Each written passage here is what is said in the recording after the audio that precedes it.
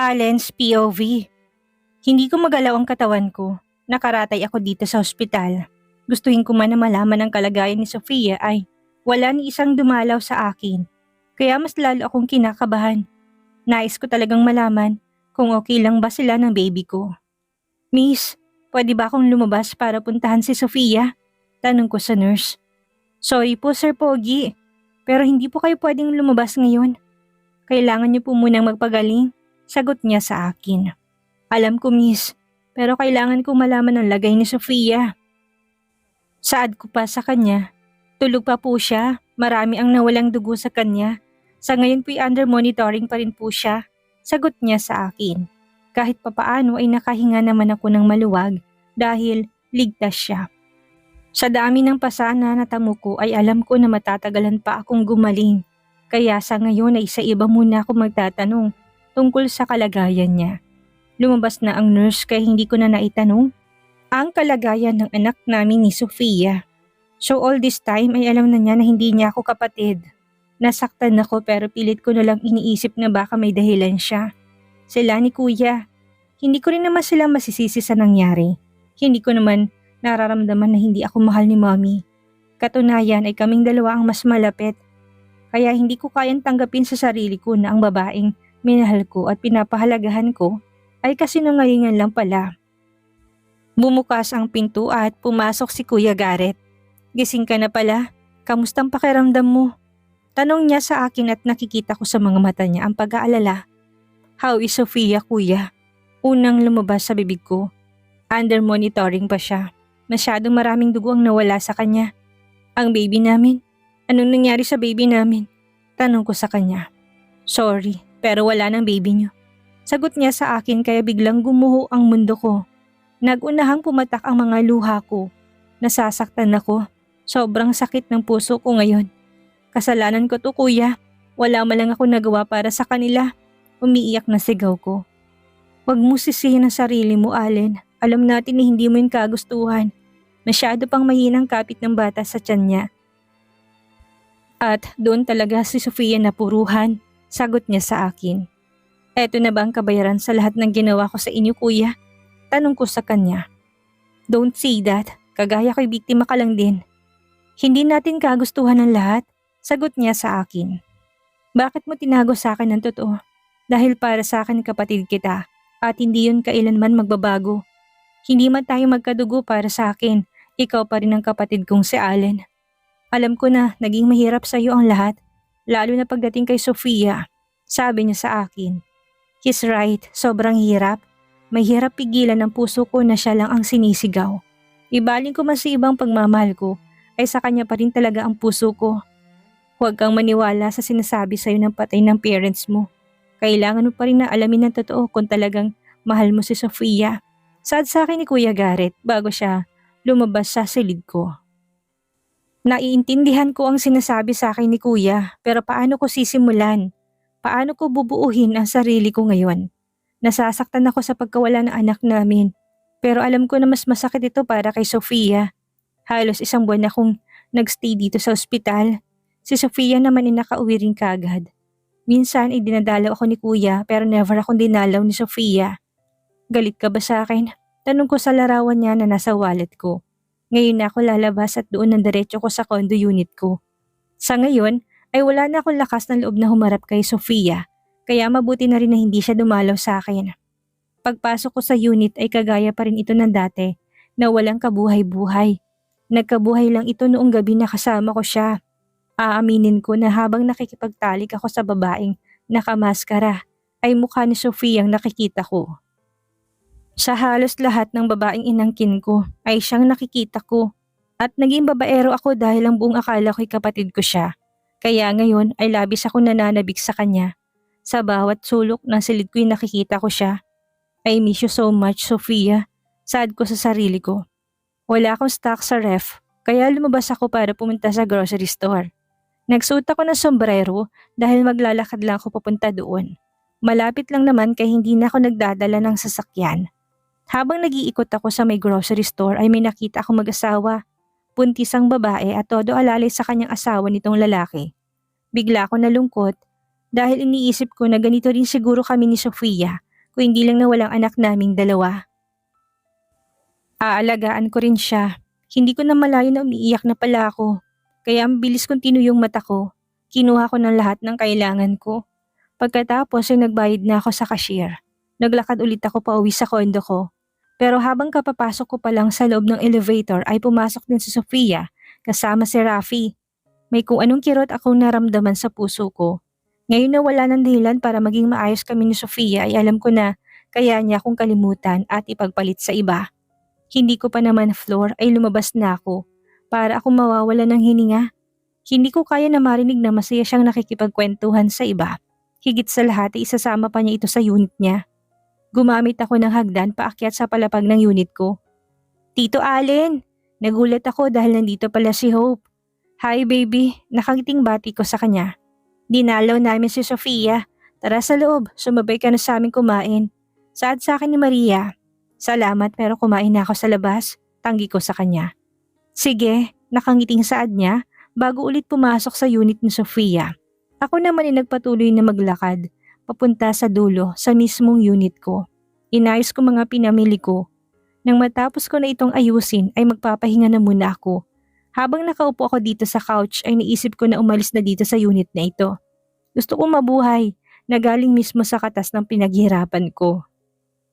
Hindi ako Sandoval kaya wala akong karapatan sa kayamanan na meron sila.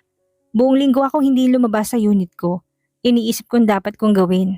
Naisip kong humiram na lang ng pera sa card ko. Ibabalik ko rin kapag nakahanap na ako ng trabaho. Kailangan ko lang para sa down payment ng bahay. Kuya, ikaw nang bahala sa lahat. Salamat sa pagmamahal at pagturing mo sa akin na pamilya. Nagpadala ako ng text message kay Kuya Garrett. Gusto ko rin magpadala kay Sofia pero hindi ko kaya. Kaya mas pinili ko na lang na umalis dala ang 3 pares ng damit at pera para pambayad sa bahay na tutuluyan ko. Mahal kita Sofia at ikaw lang ang tanging mamahalin ko. Sad ko sa sarili ko habang nakatingin sa pinto ng condo unit niya bago ko tuluyang lisanin ang lugar na naging saksi ng lahat sa aming dalawa. Sofia's POV. Nagising ako na sobrang nauuhaw ako, parang tuyong-tuyong lalamunan ko. Pero sinubukan ko pa rin na tawagin si Kuya. Kuya, tawag ko kay Kuya Garrett. Sofia, thank God, you're awake now. Sabi niya sa akin at mabilis niya akong dinaluhan. Nauuhaw ako Kuya, sabi ko sa kanya. Mabilis naman niya akong pinainom ng tubig. Ang baby ko, kamusta ang baby ko Kuya? Tanong ko sa kanya.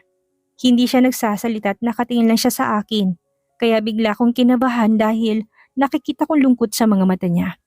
Kuya, tawag ko sa kanya. Hindi nakaligtas ang baby mo. Sagot niya sa akin. Biglang naging manhid ang buo kong katawan sa narinig ko. Parang tinadtad ang puso ko. Sobrang sakit na hindi ko alam kung paano ko ilalabas ang nasa loob ko. Napahawak ako sa dibdib ko dahil biglang sumakit ang puso ko. Iwan mo muna ako Kuya. I want to be alone. Mahinang sabi ko sa kanya. Okay, nasa labas lang ako. Sagot niya sa akin. Thank you Kuya. Sabi ko sa kanya. Pagkalabas ni Kuya ay nagunahang bumagsak ang mga luha ko. Sobrang nasasaktan ako na hindi ko alam kung paano ba ako magiging okay. Nakatulog na lang ako sa sobrang pag-iyak. Masakit sa akin na pasibol pa lang siya ay nawala na siya kaagad. Siya sanang magiging dahilan para mabuo kami bilang isang pamilya. Pero paano ko haharapin si Kuya Allen? Paano na kami ngayon? 2 weeks ako nagpapagaling dito sa ospital at dinadala ko si Allen kapag tulog siya. Ayoko na makita niya ako.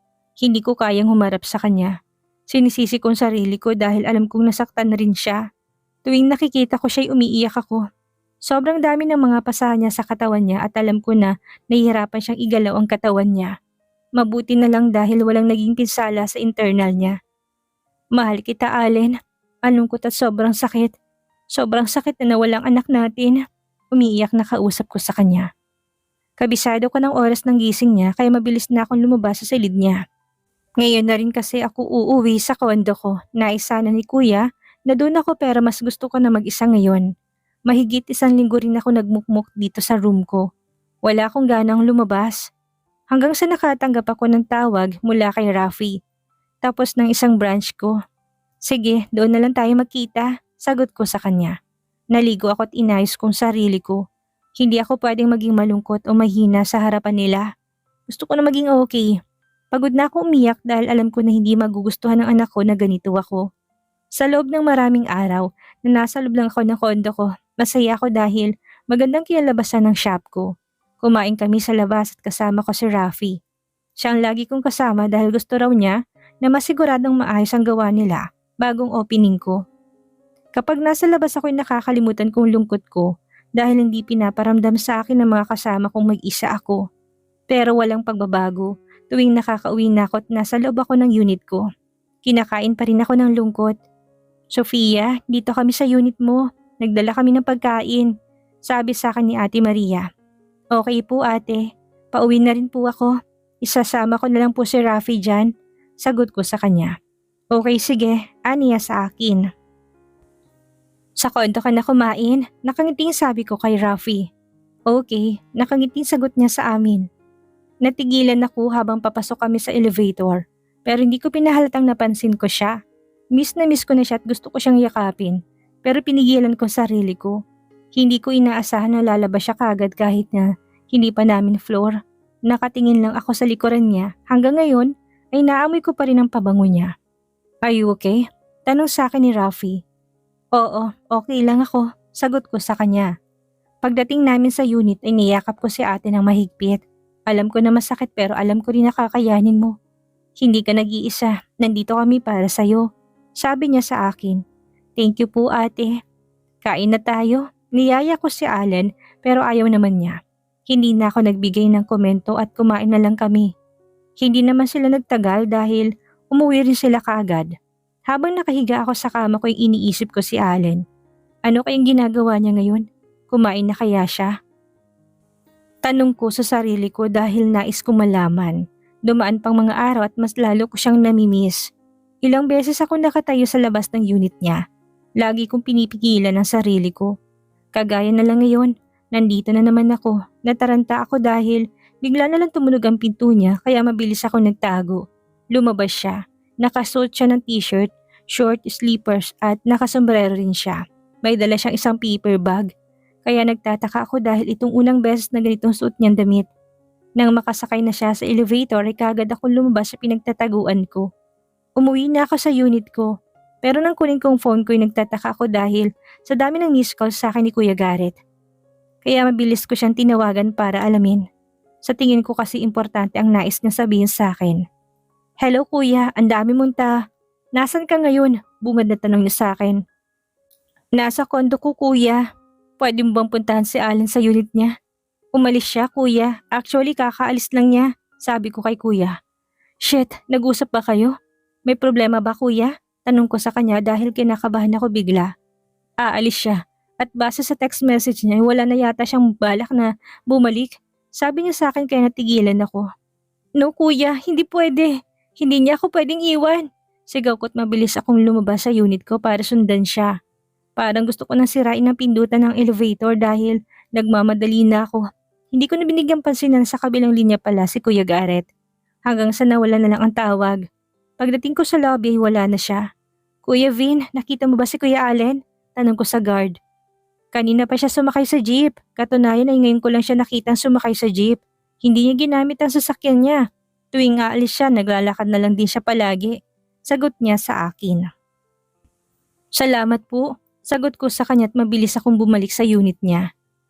Birthday ko pa rin pala ang password niya. Kanina ko pa siya tinatawagan pero hindi niya sinasagot. Hanggang sa pumasok ako sa room niya. Nakita ko na nasa itaas ng kamang phone, wallet at mga card niya. Anong ginagawa niya? Bakit hindi niya ito dinala? Tanong ko sa kawalan. May nakita akong maliit na papel kaya mabilis ko itong binuksan. I'm sorry Sofia. Ito lang ang nakasulat. Ano bang binabalak mo Allen? Saan ka ba ngayon? Iiwan mo ba talaga ako? Umiiyak na tanong ko. Mabilis kong tinawagan si Kuya Garrett dahil hindi ko alam ang gagawin ko. Kailangan ko siya. Kuya, umalis siya. Kaya pala simple lang ang suot niya. Umalis siya, iniwan niya ng phone, wallet at ang mga cards niya.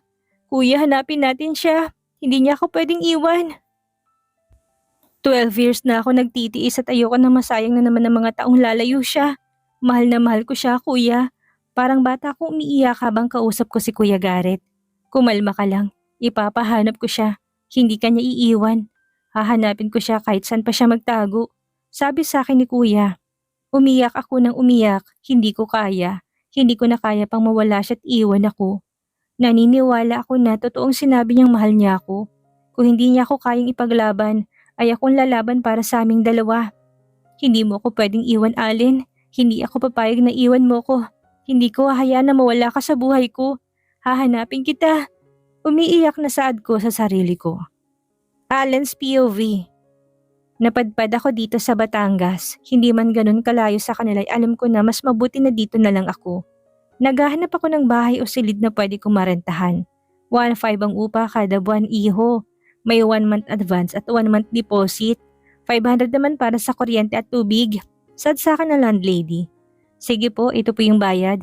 Sad ko sa kanya at inabot kong 3,500 para sa hinihingi niyang bayad.